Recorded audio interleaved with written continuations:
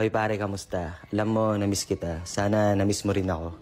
Hindi ako nakapag-upload kagabi kasi wala lang, konting kaartehan, panandalian detox. Siguro medyo napagod pero hindi sumuko. Natural lang naman siguro magpahinga sa buhay na to. Ngayon, nagluto ako ng beef caldereta or kung tawagin, bakareta. Pero ang alam ko kasi, caldereta is kambing talaga. Pwede pa rin kaya siya tawagin na beef caldereta or dapat bakareta na talaga. Hindi ko kasi sure kaya itama nyo na lang ako pag mali kayo. At ito na nga yung gusto ko malaman. Yung iba kasi nagmamarinate na sila dun sa meat tsaka piniprito. Pero pag ako yung nagluluto, ang ginagawa ko is sinisir ko muna yung meat, yung ingredients, lahat bago ako naglalagay ng timpla. May pagkakaiba nga ba or tutugma rin naman yung lasa? Pero basta siguro importante na isa is mapalambot natin na maayos yung baka.